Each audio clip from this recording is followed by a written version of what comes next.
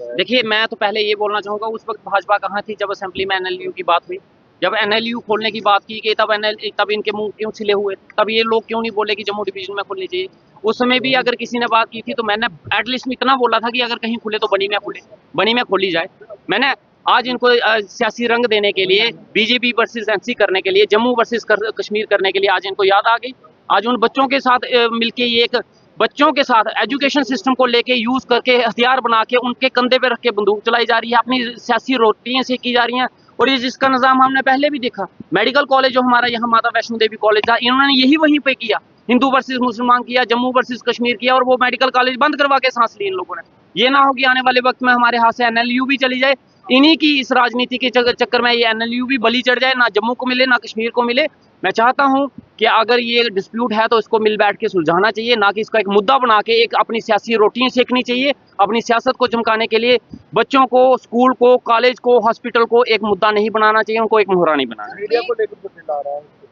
देखिए, मीडिया, मेरे से ज्यादा मुझे लगता है आप लोगों को इसके बारे में सोचना चाहिए कि आना चाहिए या नहीं आना चाहिए। आप एक चीज सुनिए कि इस देश की मैं जब देश के लिए कुर्बान हुए जो लोग, वो आर्मी वालों के साथ साथ कहीं ना कहीं मीडिया वाले भी थे। उस जंग को कवर करते करते कई मीडिया वाले शहीद हुए, कई बरसात में, बाढ़ में, ऐसे ऐसे मौसम में, ऐसे ऐसे पहाड़ में कवरेज करते हुए मीडिया वाले अपनी जान दे देते हैं, शहादत दे देते हैं।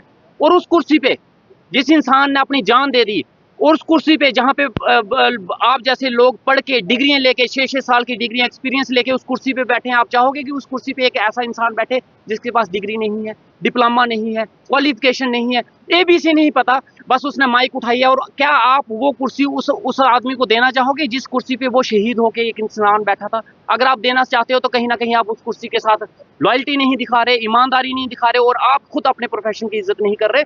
आज वक्त आ गया है कि ये देखने का कि मीडिया में कौन आएगा। आज एक डॉक्टर की कुर्सी पे आप किसी भी अनपढ़ को चलते हुए सड़क पे से उठा के बिठा सकते हैं क्या? इंजीनियर को बिठा सकते हैं? आप कैसे लोग कर सकते हो एक ऐसे इंसान को जिसके पास डिग्री नहीं है, क्वालिफिकेशन नहीं है, एक्सपीरियंस नहीं है, आप उसको? आज मुझे लगता है आप सभी को भी इस चीज का समर्थन करना चाहिए कि ऐसा बिल आना चाहिए, इनके ऊपर प्रतिबंध लगना चाहिए जिसकी कोई क्वालिफिकेशन नहीं है। और वो लोग क्या कर रहे हैं किसी भी कहने, और इसको ऐसे लोगों को मैं खुद बोलना चाहूंगा जिम्मेदारियों के साथ, ऐसे लोगों को सपोर्ट एक पॉलिटिकल सिस्टम कर रहा है, खुलेआम कर रहा है, अपनी सियासत चमकाने के लिए, अपनी कुर्सी को बचाने के लिए उनको फंडिंग दी जाती है कि जाओ बीजेपी के अगेंस्ट न्यूज लाओ या एनसी के न्यूज लाओ। उनको पता है हमारा आगे पीछे कुछ है नहीं, हमारा क्या जाएगा, ना डिग्री जाएगी ना कुछ होगी, कानून इतना कमजोर है, इतना हैंडीकैप हो चुका है, हमारे ऊपर कुछ कर नहीं सकता, तो वो धड़ल्ले से काम कर रहे हैं। लेकिन आज कहीं ना कहीं वक्त आ चुका है, आप भी उनको छांटिए, उनको बाहर कीजिए, अपने इस नोबल प्रोफेशन से बाहर कीजिए ताकि ये प्रोफेशन बचे और लोग इस प्रोफेशन की इज्जत करें।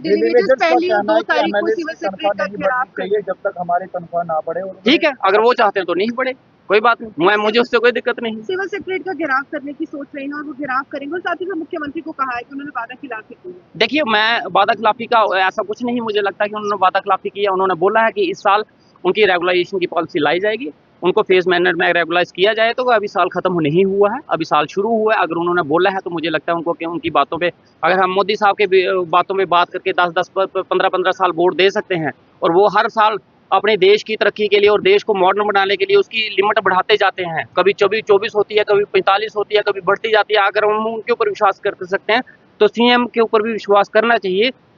अगर वो एनसी पार्टी से हैं या मुस्लिम है, इसकी वजह से हम उनका समर्थन ना करें, सपोर्ट ना करें, तो फिर हमें लगता है ये बड़ी छोटी मानसिकता है।